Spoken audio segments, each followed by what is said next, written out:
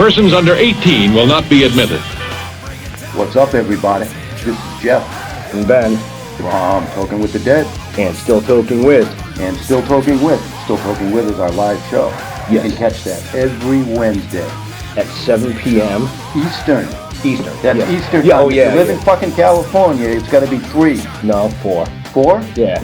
They're only 3 hours behind. What about daylight savings? Yeah, well, fuck that. We'll worry about that one. Okay, so if you're on the West Coast, you're going to have to look up when 6 o'clock is out there compared to here. Which would be actually 7 o'clock out there instead of here. 7 o'clock? Yeah. You know, before this is over, I'm going to need a whole lot of serious therapy. You're all fucked up today. Another $1 for the swear jar.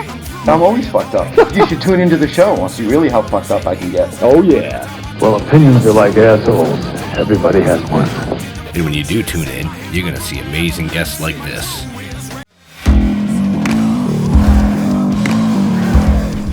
Hey, what's up? This is Jeremy Palco from The Walking Dead, and this is Still Toking With. Hi, I'm Larry Kenny, and you're listening to Still Toking With... What's up, everybody? It's comedian Sherwin Array, and you're listening to Still Toking With on the Dorkening Podcast Network.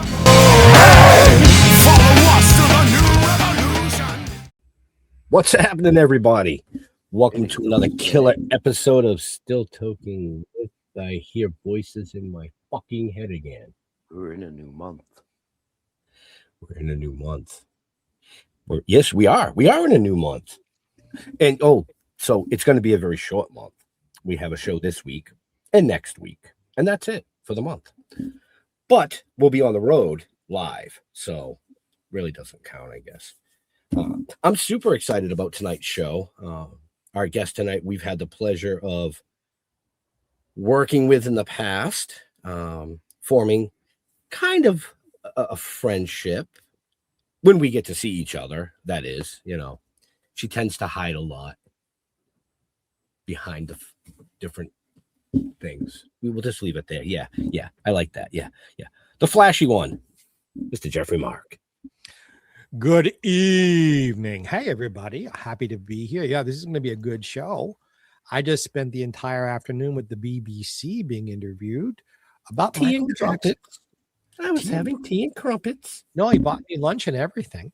But so I've been working all day, and I've been looking forward to this all day. It's going to be a lot of fun and a lot of new stuff.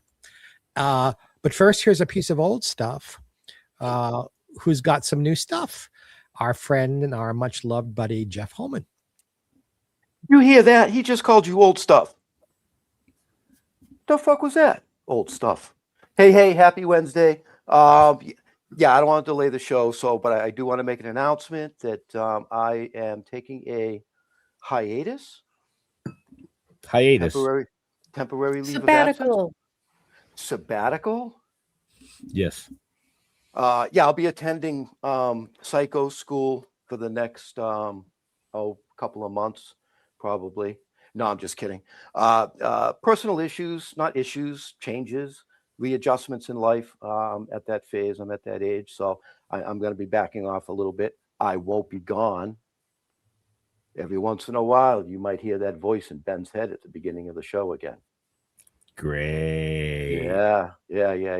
But it'll be at the beginning it'll be sparse and here and there, and as always, I'll still be doing the live when we're on the road, which is coming up actually. A couple of weeks we will be in Pennsylvania doing that. So, but I wanted to make an announcement about that, and I think I did pretty good. 6.5 years straight out. Something I never wanted to fucking do to begin with. Right. I'm surprised you lasted that long. So no, it's most of the time it's been a lot of fun. Most of the time, sometimes not so much, but and I still want to do it. But like I said, I need to get my head straightened out with new life changes and things that are going on personally here. So let's do this. Lydia Manson, welcome to the show. Dun dun dun. I'm like, okay, we can go back to the 4 people now. Okay, see, I'm gonna, as an old guy, I want to test my memory right out of the gate. All right. So we first met you in King of Prussia, Pennsylvania. Yes. Okay. At Evil Expo. At Evil Expo, yes. And you were there because of the house I that was bleeds or the, drips blood or the house something. that eats flesh, which The is house that eats now flesh. in purgatory right now, fighting some Really? legal battle. Yeah. Oh, fighting some legal battles with that. That's super fun. That sucks. Yeah. So Been there, done that. yeah, not Wow. me, just the film. Yeah, Right. yeah. No, I get it. Yeah, no, I get it. Right. Wow. Yeah, So so I was yeah. accurate with that one. That was pretty good. Yeah, you were. You were Yeah. Hi, definitely Jeremy. you were definitely accurate with that one. And Yeah. then we formed, like I said, we formed a little bit of a Yes, friendship. The second we day did. she showed up to the convention as Wednesday Addams, which we'll get into because she likes cosplay. I do. You know, and then it was a few months later, we called her up and said, "Hey, come be a zombie in the waterfall and get killed." And she said, "Okay." I actually think it was like not. I think it was like the next week. Was it? If I'm to be honest. Maybe it was. I don't know. I mean, I'm getting old, so Yeah. I forget shit. I don't Because mean. I was like, oh my God, this is like the first time somebody Well, said no, we're gonna you're do absolutely something, right, and we because did something. we did an extended trip that week. We went to King of Prussia, and on our way back, we stopped at the studio and filmed for a couple of days. Right. And then we came back to Mass, and then we went back down and filmed in Connecticut on what the hell was the name of the farm? They do all the maple syrup. She's still my friend on Facebook. Oh, we're still friends. Yeah. Yeah, I can't remember the name of her Prospector farm. Theater. Yes. Yes. Yeah. She did a great work. Valerie. Yeah. Valerie Jensen. Could be. That's her name. But anyway, yeah. I mean, she had a gorgeous piece of property with waterfall. Oh my gosh, yes. All kinds of waterfall that you could turn on and off. Yeah. Like not just like a natural one. Like you had full control. Yeah, this thing was like 16 feet high. Mm-hmm. Yeah. We filmed some pretty cool shit there, which is in episode 3. We ever get it finished. You know how it goes in filming, folks. But anyway. And I'm another person on the show. Mr. Jeffrey Mark. You bring who was just interviewed by BBC. I have no history with any of this. No, you don't. No. That's why I'm laying back, because I wasn't involved, but I'm interested. So I'm learning. Right. Well, we're just kind of giving the viewers and our listeners later and viewers later a little backstory of how Jeff and I met Lydia. Yeah, we haven't seen her in a while, and we were reminiscing. How 2 horny middle-aged men glommed onto a pretty young girl. We get the idea. Parts 1 and 2. Yes. Okay. You gotta have the sequel. So, and actually, I saw her. Not that long ago. Yeah, at Terrificon. Yeah, I took my wife. That's when I was telling you to invite me on your podcast. Right. And here I am. That's how long it took me to season 7. Actually, no, I think I've been on before.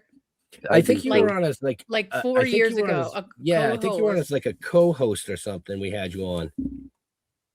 Hi, Jamie. Yeah, that didn't last. She disappeared. Hi, John. Like I said, she disappears. Like, she does the cosplay, and all of a sudden, then she's like Casper. It's like, where the fuck? Where'd she go? I deal a lot with mental health, and I get really depressed, and I end up going into kind of a cocoon, and I just shut like everybody out, and I don't work on anything. So I do have my disappearing moments.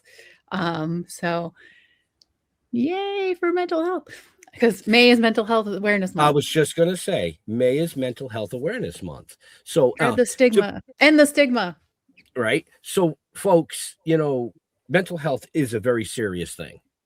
So if you check our show notes up above or down below, depending on where you're watching or listening to us, you'll find out all of Lydia's information. But at the beginning of those show notes, we do have hotlines for mental health, suicide prevention, veterans, Johnny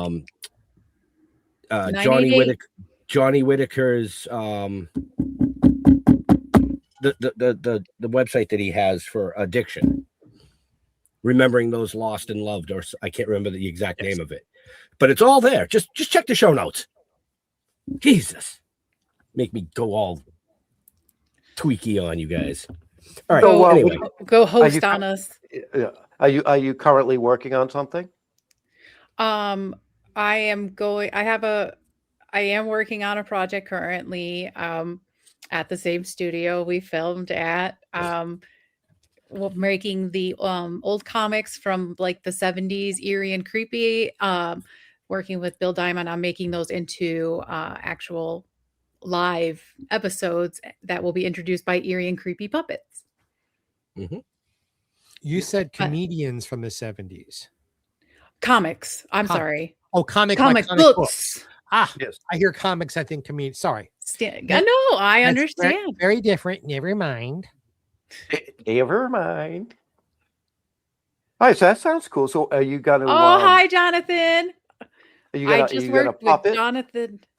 Yeah, there's eerie and creepy puppets, so they're gonna introduce the episode. So they'll be kind of narrating it. But a project that I just finished in March with a couple of the people who have been commenting. Bonham Feeder, his name is John Westcott. He was actually our gaffer. Jonathan Spillane, he was one of our PAs, and he made us food every day. So thank you for keeping us alive. And then Jeremy Atkinson, he was actually one of our PAs. He helped do some of the, non-stop driving of cast members around. But it was for this film called Shiver, Slaying All Night. So I actually got to be script supervisor on that, second assistant director, and I actually played a character in it named Sarah. And everybody on set, I came out and they thought I was an actress that had just come on, even though they had been working with me for 3 days because I had changed my look so much to play Sarah. So, you joke about we talk about doing the cosplays and stuff. I love being able to change my look. But those 3 are awesome. And if anybody's looking for a PA or a gaffer, definitely reach out to the people in the comments. And Shiver's going to be awesome because it's a Christmas slasher, because who doesn't need one of those? And we actually had a mutual friend in it. Michael. He plays Santa. Michael. But well, also we had him in ours too, but we killed him. We pushed him off a balcony. We pushed him off a balcony and watched his head go. But we also have other great actors in it, such as Ron Sloan from Friday the 13th, I believe part 5. Mm-hmm. Aha, woohoo! And he was so nice. If anybody ever gets to work with Ron Sloan, he is so one of the nicest people in the world. We also had Robert Lasardo, who, he's been in CSI, Nip Tuck. Martin Kleba from Pirates of the Caribbean was in it. He was super fun to work with. Hi, Vinny. I just wrapped a movie with Vinny last week called The Bottomless that shot locally. So I feel like this is the busiest I have been so far in my acting career. That's a good thing. Yeah, absolutely. And I feel like I am stealing all of the time talking. You're the guest. No, that's the best show ever. Oh my God, then I'll just keep talking. If somebody has a question, they'll jump right in. Huh, Mr. Jeffrey Moss? Ask questions. I will. I do. Oh my gosh. I cannot wait. So this is the sound of my voice. And I have a question. You mentioned early on, and this is something that's personally important to me, Wednesday Addams. Oh, yes. Now, is that something professional or is that a cosplay thing you enjoy doing, or both? It's a cosplay that I enjoy doing. And it, I believe, was the very first cosplay I ever did. And now the story behind Wednesday was this was right when they had announced the show for Wednesday. And I was just coming into the independent horror community world. And I was like, I liked doing cosplays because I was able to change the way I look. So a friend of mine from high school, we did 4 photo shoots in one hotel room in one day. One of them was Wednesday Addams. And we posted these pictures right when they were announcing the Wednesday show for Netflix. And I was like, oh my God, if we can get me to go viral, I could play Wednesday, not knowing she was only going to be like 16. I am not 16. So it was still it was like a fun thing that I got to do. And I actually even, because I was like so sure that I wanted to play Wednesday at this point, because now this is my first cosplay. Everybody loves it. Like everybody's sharing it. It was so amazing. And I did some like stalking, and I found the email for the casting director for when Tim Burton did Dumbo. And I reached out to her to ask her if she was working on casting for the Wednesday show. And I sent her the pictures, and I was like, I cosplay as Wednesday Addams. I would absolutely love to like play her. And she emailed back. Never in my life did I think she was actually going to email back. And she was like, oh, no, unfortunately, I'm not working on that project. But that is the story of Wednesday. And so I started dressing as her whenever I would go to a convention. And then I started adding in more cosplays. I think at the King of Prussia Evil Expo, I had my Harley Quinn. And then the last day of a convention, I usually just come back as myself, and everybody's a little bit disappointed. And they're like, who are you? Because they don't recognize me. So I'm like, we've been talking for 2 days. It's Lydia. So the reason I asked, the reason it's personal to me is going back to the OG, the first Wednesday Addams. I went to school with her. I got my first kiss on my lips from Lisa. Oh my goodness. So why are we not interviewing you about this? Because nobody cares. Oh, we've already interviewed him about this. That's how he became a co-host. And I've sat on Lurch's shoulders. Oh my goodness. So the original Addams Family, I was a teeny bit associated with it, and knew most of the people on the show, and then got to interview Lisa, because I did a documentary about the Addams Family, and got to interview. You let me go on with my boring explanation of just dressing up as Wednesday, and you had this sitting on the back burner. Lydia, probably for this hour, this is all I've got, so I was saving it for about half. Normally, I'm a bigger presence on this show, but this time... I am so sorry to be taking this away from you. Oh, no. You guys have this history together that's very rich and wonderful, and you've got all these fans. Yeah, I mean, like, television. We've been doing this this is our 7th year doing the show, but we've been on the road now for, what, 9 years? It's before you met something me. like that. I'd say like 9 years, and we've interviewed a lot of people, whether it was on the road or in the studio here. Lisa Loring was one of the only ones that starstruck me. And that was live on a stage at a convention. I was like, In the Somebody else ask a question. In the moment, while she was on the show, she was very affected by it. This little, 7-8-year-old girl was calling people darling and showing up to public school wearing plastic dresses and paper dresses and makeup. And I was like, oh, this is just so terribly sad. And she could really hardly read and write. The whole time she was on the Addams Family, Morticia would feed her lines, and then Lisa would just parrot back what she'd said to her, because her education was, because of the show, just non-existent. And when I got to reconnect with her all those years later, just what she told me personally was just so terribly, I loved her. Side of child actors. Well, it doesn't always happen that way, but she's one of the poster children for it. It's so sad. Oh. So back to Lydia. Did she remember your kiss? Yes. Oh, that's awesome. Well, But yeah, we could be back to me. She learned at that age how to use a kiss to get what she wanted, and unfortunately, she didn't stop at the kiss. So, give you a Woody. It became, did it give me a Woody? I was 7 years old and I'm gay. Get real. So the answer is yes. Give him a Woody, right? Yeah, no one gives him a Woody. Just flex your biceps. It's so easy. Oh wait, I'm sorry. I ask for so little out of life. One of these once in a while, and Jeff is a happy man. Thank you. See, like pulling teeth. All right, now back to our guest. Back to me. Yes. No. So oh my gosh. Why is Wednesday so fascinating to you? Because I think I identify with her just being a little different, a little, dark. Creepy. I guess we're creepy and we're kooky. I'm altogether spooky. So,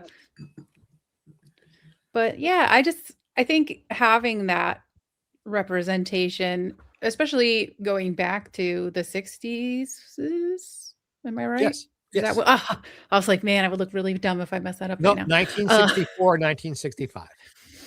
Having that representation, because I mean, I can imagine if I was living in the 60s as myself, it would be nice to be able to see that representation of it's okay to be a little bit dark and different. So I like that. What's interesting to me about everybody on the show, every character, is they're completely unaware that they're different. They're so completely, that house is like they barely ever leave it. But all of the characters are completely self-satisfied in who they are and what they're doing.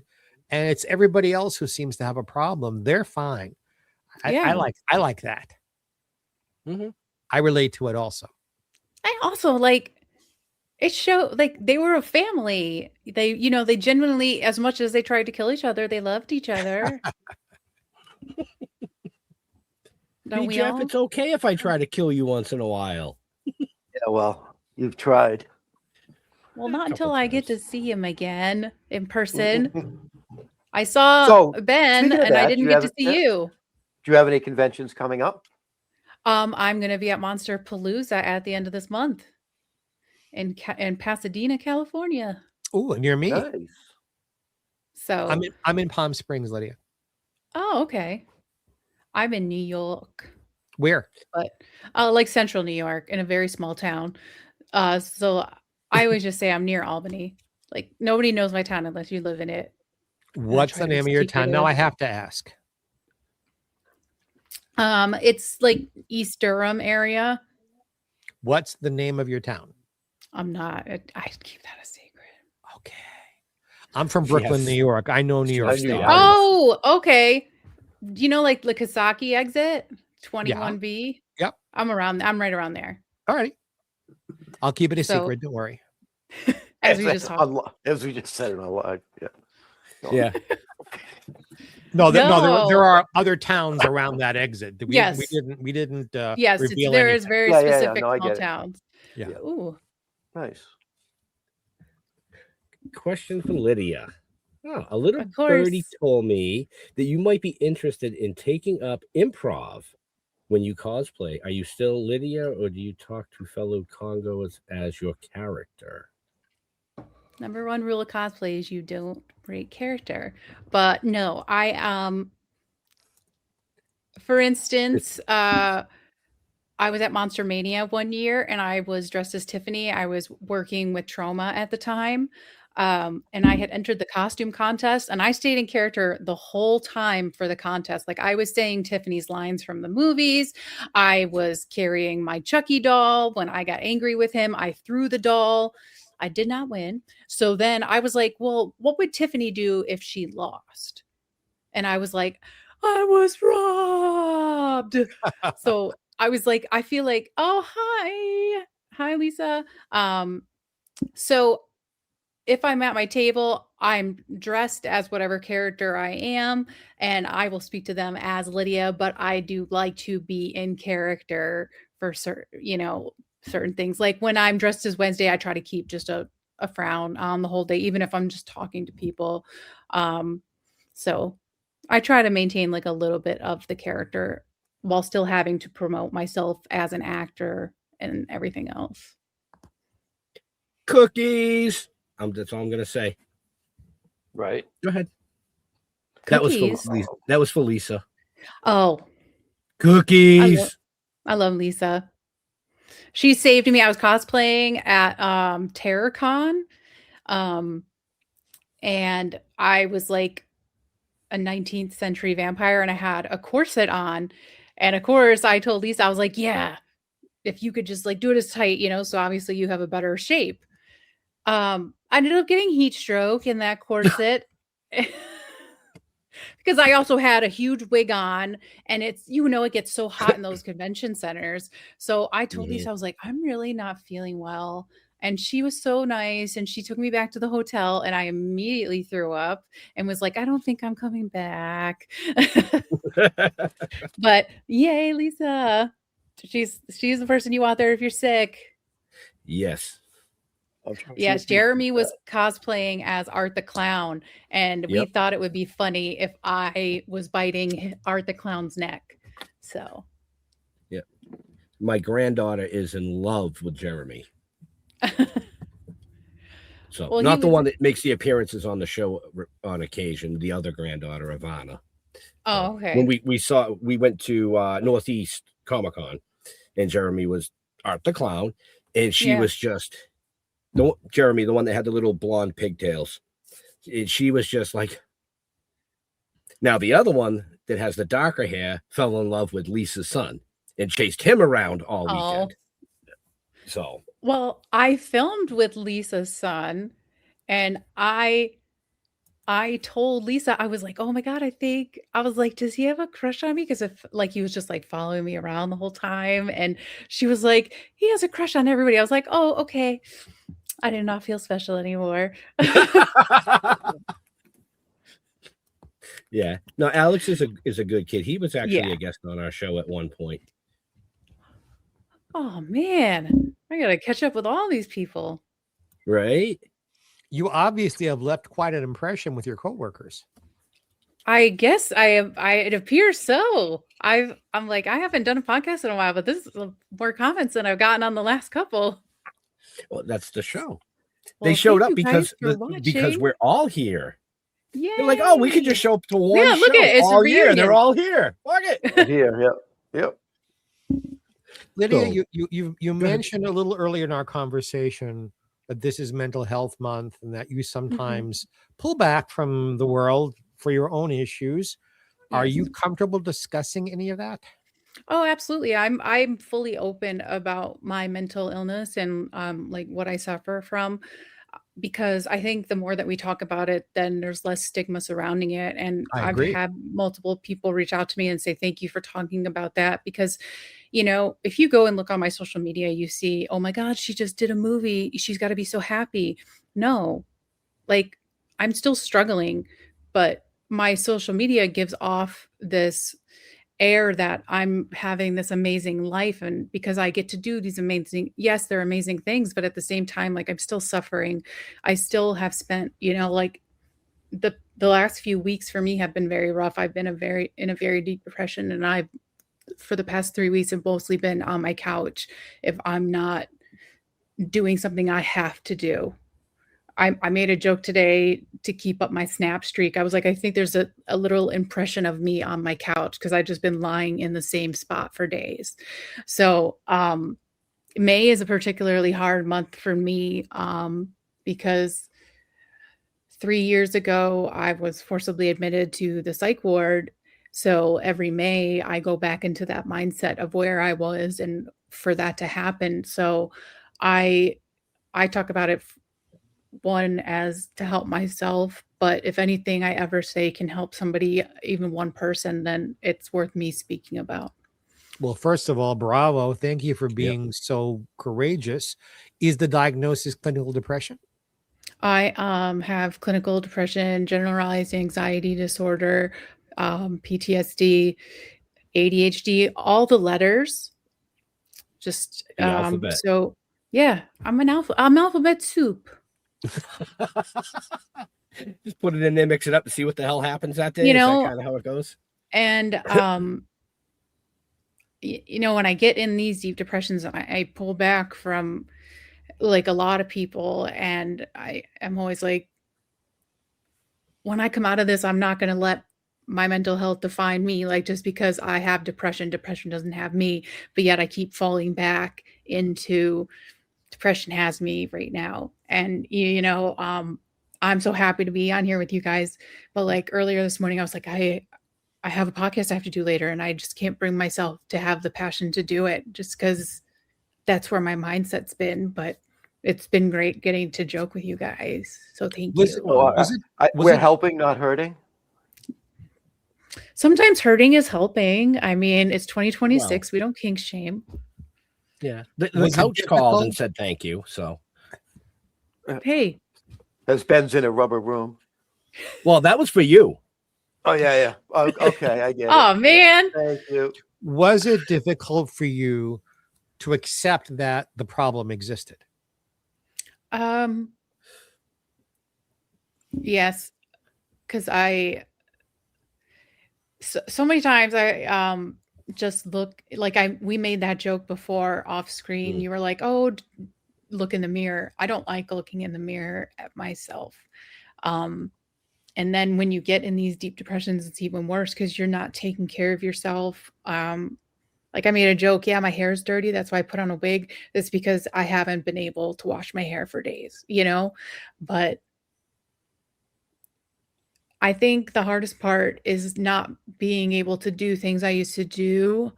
Because I also suffer from a traumatic brain injury, which has led to a lot of the mental health issues, and also made it kind of hard to find. TBIs make you sometimes medically resistant to certain medications. Yes. So trying to find medications to help me with my depression and anxiety has been difficult. And sometimes I just feel like a dartboard in the bar, like, oh, we'll see what one sticks this time. Like, I travel, I literally have a gallon size Ziploc baggie of medication bottles, just trying to get myself through this. So, I mean, I had all these plans for what my life was going to be growing up, and to be nowhere near that now makes it very difficult to accept that I'm basically letting my mental health run my life sometimes. But you're here. I am here. Right. I told you guys I was going to be here, and I'm here. Well, and I think you're still here. And I'm a semicolon. You know what I mean? I could have ended the story, but I kept on going. Right. So you're doing what you need to do. And you're pushing forward.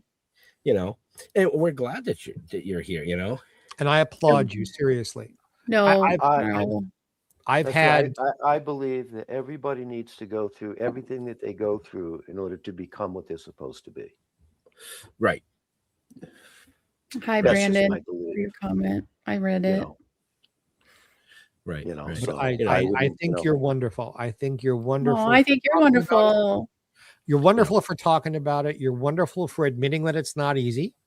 And taking over your entire show. Yep. No. Well, no. And I was making the beauty of the show. The beauty of the show is I feel like I've taken all the talking points. Oh, no, not at all. The show is about the guest. The show is not about us. Yeah. People don't show up every week just to look at the three of us. No. They show darn. That's why I was here. I mean, I do that to look at the two of them, but the guests don't do that. No. So, So I shouldn't volunteer to fill in for Jeff while he's gone? I don't think that wouldn't bother me, but that's up to those two now. I'm just joking. Oh, thank you, Jeremy. Absolutely. And you made a comment that you're not anywhere near where you thought you would be in life, but take a step back because paths always change. Mm-hmm. So, I mean, when I was a kid, I thought I was going to be, a fucking firefighter or a policeman or that, and I ain't none of that shit. I build houses, So you just got to follow the path and be happy on where it takes you. I'm trying to find that path. Like I've been thinking a lot recently. He does look kind of cool, right? Thank you.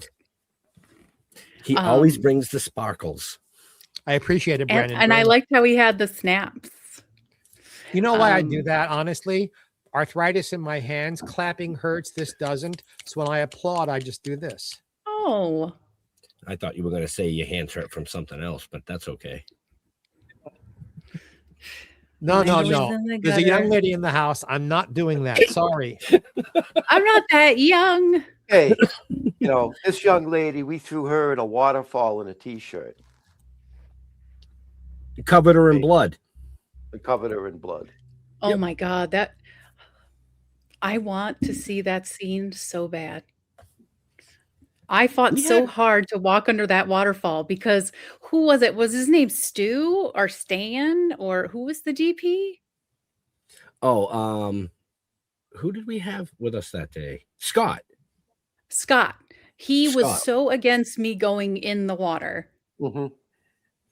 And I was like, I can do it. Yep. He I lost. can't wait to see that. Yes. You know what else is interesting about battling depression and that kind of thing? Because I fully admit I've had my own mental health issues.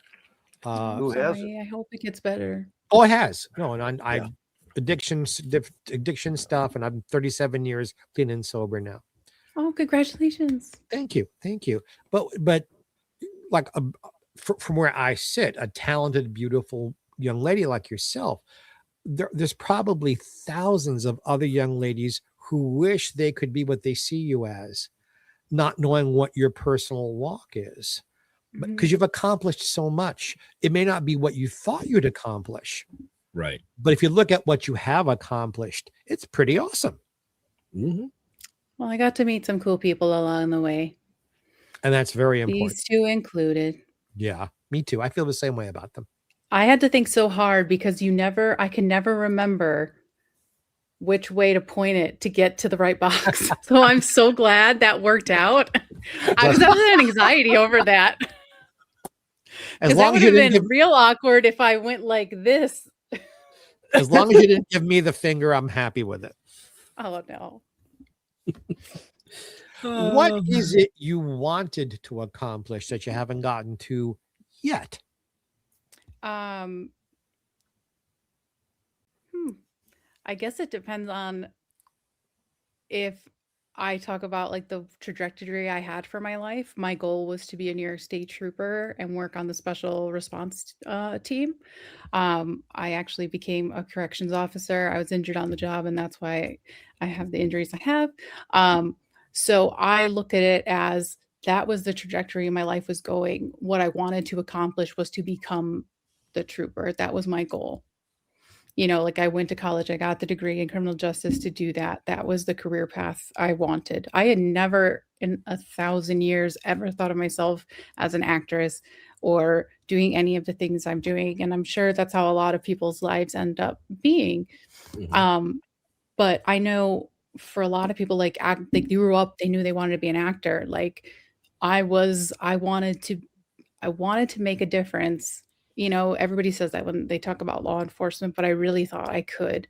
But now the trajectory my life is going, I guess what I would like to do that I haven't accomplished yet would be to direct my own.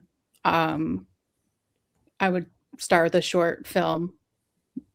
That would be my ultimate goal right now, to be able to make my own project and I made this. Like I'm not a part of somebody else's project. I did this on my own. Right. Would you want to go to film school to learn how to do that? Or do you think your experience has already taught you how? I think my experience has taught me how. I'm not saying it would be great or an Academy Award winner. Like, you know, I could make a movie. I would need a lot of help. And I know the people I would call to make that, you know. And I actually, when I got out of the psych ward, I wrote a short story called The Ward about my experience. And I was just going to ask you about that. I did. I wrote a short story about it, and I've sent it to a few people, and a lot of people were very impressed with it. And my idea is to turn it into a short film. Well, there's a part for a very handsome older man with a beard. Let me know. Okay. I need, you know, the guy who checked me in was nice. Nice looking one. You could be one of the nurses. I just want to bounce off the rubber walls. You could be the guy that was just standing in the corner of like the rec room, just like his head down and quiet. Like it really felt like I can sit and rock. I'm good at that. You know, I referenced One Flew Over the Cuckoo's Nest, like in the story, and it's like, you know, seeing like these different people that I don't even know what they're suffering from, luckily I didn't have to be there long. My psychologist was able to make phone calls, and then I went into intense therapy after that. But that is my goal, is to make that my first short film. I think that would be an amazing short film. I agree. Absolutely. So that's the plan. 100%. So you want to write and direct this? Yes. And I would play myself, because I don't think I could see anybody. Star. Yeah. And, that is something I really hate about some people, because I never want to be that person that has to write a big part for themselves in a film. Like, I am perfectly fine being the friend. Like I haven't put in enough time, I think, to be a leading lady yet. Like I don't think I've put in that time that I need to earn that to be a leading lady. So the fact that I would be writing, directing, and starring in my own short film, like, makes me kind of like sick to my stomach a little bit, because I'm like, no, but it's for a reason. Nobody can play you like you. Yes. Right. So that's the only way I've talked. And you get a lot of support too. There's a lot of support for you too. Right. I mean, like when Jeff and I were filming the shorts, or the short episodes we were filming, when we were filming, that was kind of one of the things, is like nobody could play us like us. Mm-hmm. The way that we interact.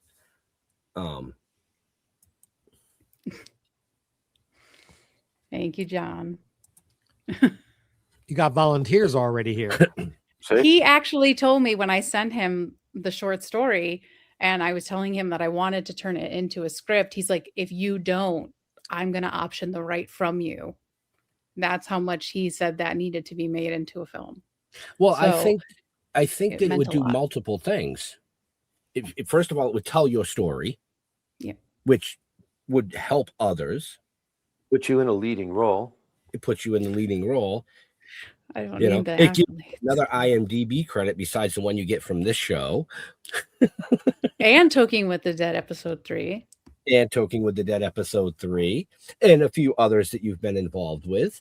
Yeah. But I think anything to do with mental health, if there's a story that can be told, should be told. I agree. Because like you said, it could help one person. Yeah. So we just have to stock up on, Kleenex. Yes. And that's for crying folks. That was for crying folks. Yes. Nothing else. Not you dirty-minded, right. You dirty-minded individuals. Right. As far as like, you talked about, it didn't turn out like as you planned. You know what I mean? Hi, Brandon. Thank you for watching. I mean, I never planned to be here, but yet here I am. Yeah. Mm-hmm. You know what I mean? So it's going to constantly change. I'm going to plan this. It's going to go this way. Mm-hmm. And I just, the best laid plans, you just got to follow it, because this plan will change into that one. There's a very old. Some you accomplish, some you don't. There's a very old Yiddish saying. I'll say it in English because I'm probably the only person left on the planet who speaks Yiddish. But men plan and God laughs. Or life is what happens while you're planning to do other things. Yeah. Right. Yep. Right. Yep. Exactly. It's like playing 52 pickup. You just go,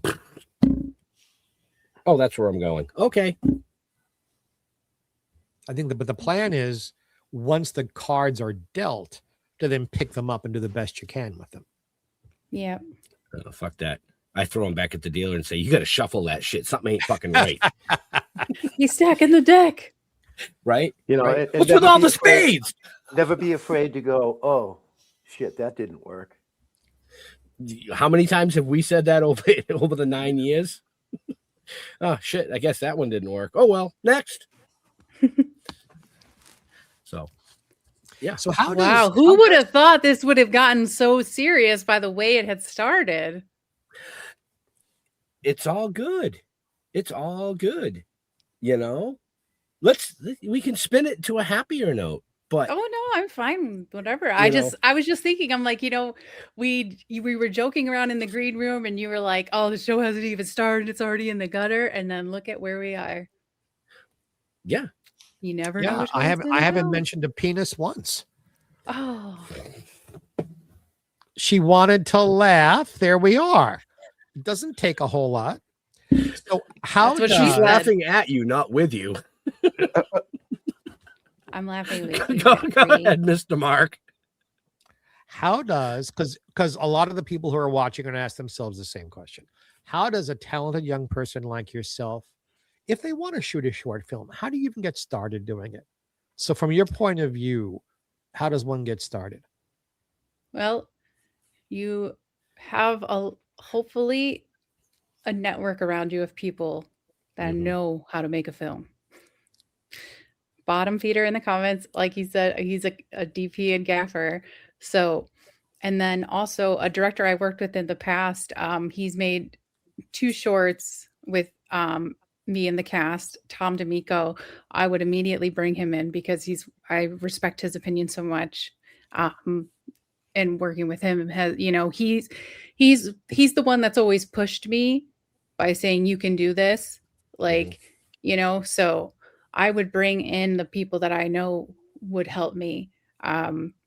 So look to your friends first, and then write a script in the right format with scene numbers and everything, because that is like a number one peeve, to get a script and I'm like, I don't even know what I'm reading. Like, just properly format your scripts, people. Sorry, side tangent.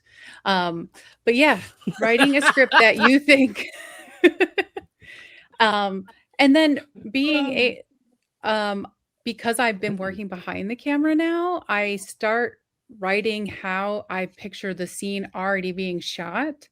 So if you haven't done that before, it's going to be a little bit different than, because you're going to have all these grandiose ideas about how a shot. I'd like Ben and Jeff, I'm sure you went through this with filming Still Toking. Like, you're like, oh, we could totally film this. And then when you come to the realities of it, you're like, why did we even think we could pull this off? Like, you have to realize what is physically possible. Because you're like, oh, anybody can do it. No. Yeah.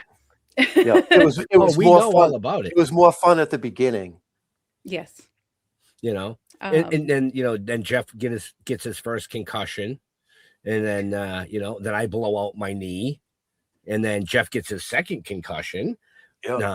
So yeah, I mean, but we had the same experience as like you, being in the indie side of things, being behind the camera, building the sets. That's the best film school you can go to. Yeah. So it's no disrespect to anybody and that's why I was reluctant to say my experience on set so far would make me think I could make a movie. Only because when I'm on set, like, I'm constantly asking questions to different departments. Like, that's how I ended up getting to know John so well on the set of Shiver, is because he was the gaffer. I don't know a lot about lighting, so I was constantly asking him questions, and it was just amazing to see like how knowledgeable your crew could be. Like, the DP on the project, Mike Maglanetti, I totally butchered his last name. I'm sorry. But watching him work was amazing, because he would literally tell John, oh, I need that light to be at 278. And I'm just like, what? And he knew exactly the shade that was going to come out. Like, watching them work was amazing. So get people that know Matt, thank you. And he just had Mike just had a baby. So congratulations, Mike. I know he's never going to watch this, but I hope he does. But yes. So just getting people to make a movie, get people that know what they're doing. Even if you don't, they surround yourself with people that do. Write a good script and try to spend as least amount of money as possible. Feed your crew. That's one thing we always did, was feed our crew. You got to feed the crew. That is a big thing. Like, I know it. Like, it seems like, oh my god, yeah, of course you're going to feed people. Okay, but like, there's some sets where it's just like, I'm dying. You know, like take care of, if you don't take care of your cast and crew is not going to take care of you, you know? So when Mary Tyler Moore had her own sitcom, the one thing she took personal responsibility for was making sure that there were donuts and cake and bagels and fresh fruit and fresh vegetables and coffee and water always available all day long, whether they were rehearsing on the set, in a rehearsal room, because she knew that would come back at her in a positive way. It does. People like to I've eat, been on man. sets. I've been on sets where I literally got heat stroke, was throwing up. I was assistant director, and this is how bad the project was. You know, I had that. The sound guy got heat stroke, and we took an hour off, and we got back on set to finish. Like, some people don't take care of their cast and crew, and it's sad, because without your cast and crew, you have nothing. You know, That's right. So that's why my number one thing, if I ever direct, is making sure everybody is taken care of. Even if it means I have a little less in my cup, so theirs runneth over, then that's what you do, because they're the ones that are going to make you look good at the end of the day. Hopefully. So I want them to be happy. Yes, hopefully. Hopefully. So that is an excellent attitude to have. So yeah. I like you, Lydia. Oh, I like you, Jeffrey. No, you're a very appealing person, and I love your honesty. I thank you. And I love your creative energy. Thank you. You're welcome. I love your creative energy. Well, it's energy. I'm the junior member of this crew here, but I'm the senior member as far as doing it a long time, and you got an awful lot going for you. You don't know how long I've been doing it. No, I'm just kidding. I'm sorry. I had to bring one more bad joke in. I have a feeling your parents weren't even born yet when I started doing this. I had to. It's okay. She's like, I had to. I just had to. I only got to do that one. That's what she said joke. I only had one. I only said it once. That's like a record for me. Normally, it's definitely. So, but yeah, it's been great so far. We're at the about end.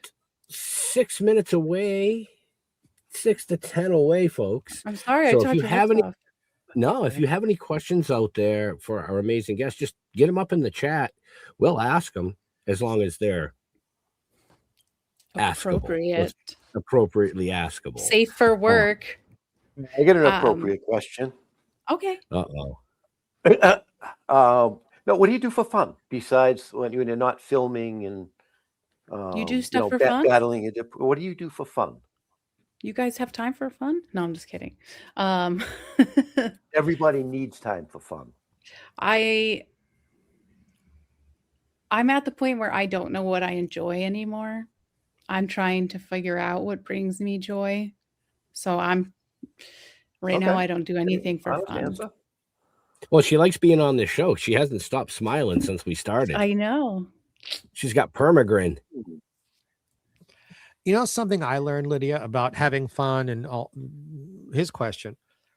They say that you don't stop playing because you get old. You get old because you stop playing. Mm-hmm. And I make Which is really sad for Dick Van Dyke, because Legos only go up to 99 and he just turned 100.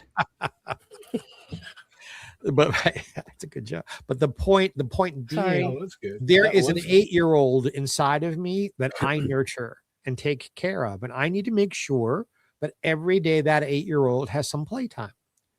And when he gets that, that's my fun. And I just feel better as a person that way. So the adult Jeff, what we're doing, there's no more fun for me than performing and being in the business. That's my fun. But little Jeff, no jokes, I have to make playtime for him. And it works for me. So I suggest that. Yeah, I'm trying. Talk to little Lydia. I do like Yeah, to build no, that's Legos. okay. Tough question. I had a like when I was like heavy before I was like medicated for ADHD, I really got into building Legos. But the problem was I was building them so fast. I was building, and they are very expensive. And then it was like hyperfixation cut off, and I no longer wanted to build Legos. So I now have like 15 sets of non-built Legos I need to do. So But I saw there was some questions. Yeah, we had a question come in, and this is for the group. And we'll start with Lydia, of course. What was the role/gig that made you say, "I'm doing it. I am an actor, director, etc." Of course, John, you have to ask like the philosophical question. What do you I don't think, know the Ben? answer to that one. No. What do I think that made you do it? No, he said it's for the group. So everybody has their own moment. I'll be honest. I mean, I was a contractor. I'm still a contractor, building houses. Jeff taught me, but the point or gig that made me say, I want to do writing a novel and turning it into a comic book and turning it into a TV series and turning it into animation and then bringing this show into the whole mix. Not on my radar 10 years ago, by the way. No, it wasn't on either of our radars 10 years ago. We were sitting on the beach. I was supposed to be wives. totally somewhere else at this point. Yeah, we were on a beach with our wives in St. Lucia. We found a prominent family that got us some weed, which was nice. So we had some weed. We had some booze. We were sitting there pretty fucked up. And we said, man, we had a T-shirt business back in the late 80s about the positive effects of cannabis. But back then it was like AOL dial-up, you know what I mean? Mm-hmm. We didn't have what we have today. We talked about it. We made a stupid fucking idea, and it exploded. So it really wasn't a role or a gig. Really, it didn't really. It went to a certain point, and then that was it, because our lives happened. Right. All of a sudden, we weren't doing it anymore. Okay. Oh, the T-shirt stuff. And it went away for what, 20 years, 15 like years? 20 years, yeah. You know, and like I said, we just revisited it one day, and it spiraled into everything else that we started to create. So I guess my answer would be there really wasn't a role or a gig. It was just Jeff and I are creative. We started something creative, and it worked.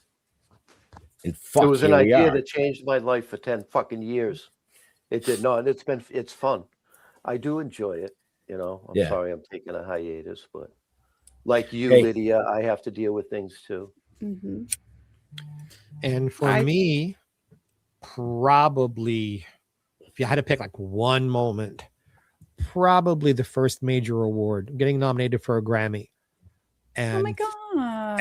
And you know, being in that audience with all these other nominated people, and it's like, well, you know, how much more than this could I have expected? And you know, an Emmy and I have a whole wall here of awards. Not that makes me wonderful. It just this stuff came my way, but it made me like, okay, I am a member of the business. I'm not a wannabe anymore.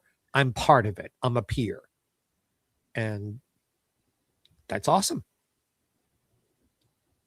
That is awesome. That's like a huge thing. No. See, now I thought you were going to say it's when you slept with Freddie Mercury. Oh, no, Freddie Mercury came long before the Grammy. Literally and figuratively. Yeah, Freddie Mercury came on a cold night outside of Studio 54. Not outside of Studio 54, inside Studio 54. Back off. I'm sorry, I couldn't resist. I just couldn't resist, Jeffrey. I'm sorry. Lydia, I actually did have a rendezvous with Freddie Mercury. They're teasing me about it. I did not. It's okay. And I didn't get to kiss one. Wow, you have lived a life, my friend. I still am. Kissing Wednesday Addams. You'll have to go back and watch our Rendezvous? interview with him. There's a lot of other stuff in there. I will. I'll throw one more and then I'll shut up because we're almost at the end of time here. I am the last living witness to John Lennon's murder. I worked at the prison where Mark David Chapman was for 2 weeks. Mr. Chapman, after he shot John, saw me watching and put the gun on me. And I ran like the wind to not get shot at. Oh my God. I understand trauma. So, There is no way that I ever would have anticipated this podcast going the way it has gone. And I am so happy for it. Well, thank you guys for having me. You know, Lydia, I'm a lucky guy. Ben and Jeff have been doing this for 7 years. I've been here for the last 2. And I love these men. They're creative, wonderful human beings. I love them from the bottom of my heart. So I'm very, very happy to be here. I love them from like the middle of my heart. No. All right. We're working. They got to earn. No, I'm just the fucking middle. The fucking middle. What do you mean in the middle? Yeah, where's the delete button? The hell does that supposed to mean? I was trying to think of. I was like, what can I say that would make me sound like such a smart ass right now? I'm like, what could it possibly? Well, I'm like, worked. What? The middle of the heart. That was perfect. Perfect. Nice. All right. So we are a little over time, but that's okay. Sorry. So no, don't be sorry. Mr. Holman. Yes. No. Who do I usually go to first? Well, it's your last show, so I'm going to go to you first. It is. Mr. Holman. It's not my last show. It's my your last show for a while. For it's going to be little for a while. It's not goodbye. It's see you later. Yes. Last questions for our amazing guest. Yeah. Would you ever own a rodent? No. I accidentally hit a hedgehog one time when I was at work at the prison, and because I was doing outside perimeter patrol in a big F-150 truck, and I don't drive a big F-150 truck, and I killed this hedgehog, and I had to go out and move it, or else I was just going to continue to run over it because you go over the same spot, and it irked me so much to have to move this dead rodent that I would never own anything. I'm not a pet person. That was a tough question. Sorry. Hey, what do you? No, that's okay. Let's see how this one turns out. What do you put on your pizza? Pepperoni mostly. I'm boring. Mushrooms are good. Pepperoni, yeah. Nice. Okay. Those are my questions. For John, I did not sidestep step your question. I haven't had my I have done it moment yet, I don't think.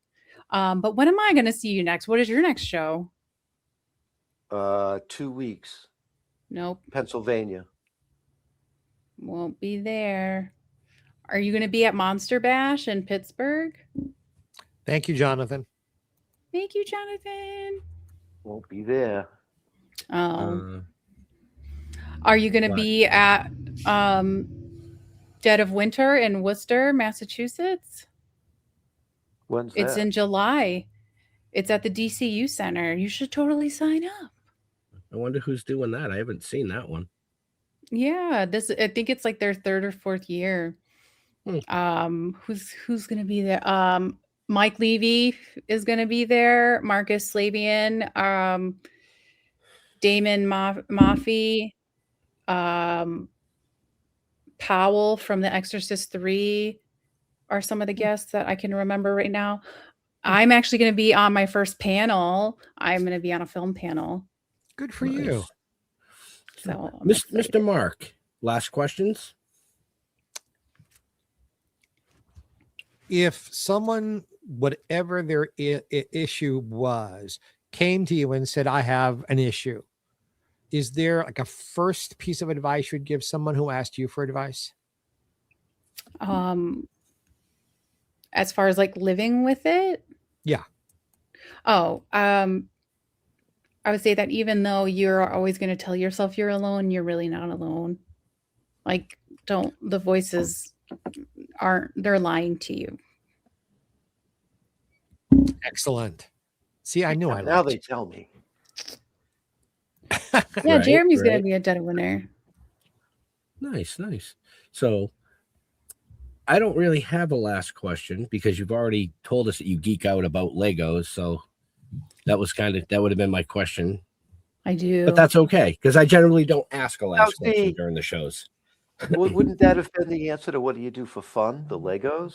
Yeah, but I haven't built it. I got like super fixated on them, and then You couldn't do it. one day I just stopped. I literally have a half-built Lego set in a gallon Ziploc baggie. It's the Book of Monsters from Harry Potter. I just hit the spot where I was like, I don't want to do this anymore. Right. So now I have all these So- Lego sets I haven't built. So maybe there's some deserving underprivileged Lego person out there who could use what Lydia. you don't want to play with. No, I mean, I want to get back to building them. I know. I'm taking a joke. I was like, don't make me sound like the person that doesn't want to donate toys. No. I'm not that heartless. And she'll include the batteries too. So, Boy. on that note, I am not going to be at New Jersey Horror Con. That is when I'm going to be at Monster Palooza. So I'm going to miss Lisa and Jeremy at that one. But So- I hope you guys sign up for Dead of Winter. It would be great to work with you guys again. Yeah. We'll have to check into that one. So, folks, you know how the ending goes. Lydia, when you interact with your fans and friends, what social media platform do you prefer? Instagram is fine. It's Lydia Manson 88. I'm on TikTok, Lydia Manson 88. And then just Facebook, Lydia Manson. So There Yeah, you go, easy folks. peasy. You heard it. Just check the show notes. show notes Check the show notes. below. Mr. Jeffrey Mark. yes. Same question. The same question. Jeffrey Mark is it spelled below me here for those of you who are listening and not looking. GeoffreyMark on Facebook. Jeffrey Mark Showbiz on Instagram. And say, if you're having a good time with us today, we have another show. Well, we kind of all three, but really only two, but all three. Jeffrey Mark plays Ella, GPE, every week. I play the music of the great Ella Fitzgerald, about whom I have written 2 books, and play them on a theme and give you all the insider info on the music and the songs and Ella's life. Ben produces it. Randy West is our announcer, and Jeff sprinkles his love all over it. So please come join us for that as well. Mr. Holman. I bid thee farewell. No, I'm just kidding. Yeah, go to stilltoken.com and you'll find out everything. We'll be there. I will see you next on the road. Yeah, I think lights out. Ooh. He said bye. He sure did. So, yeah, like Mr. Holman said, stilltoking.com. You can find out everything you want to know about us, this amazing show, Toking with the Dead on Facebook. You can follow our tour there. Yeah, to all our veterans and first responders, we want to thank you for doing what you do so people like us can come up here and do what we do. Yes. Stay safe. We'll see you next week. Have a happy. Out of here.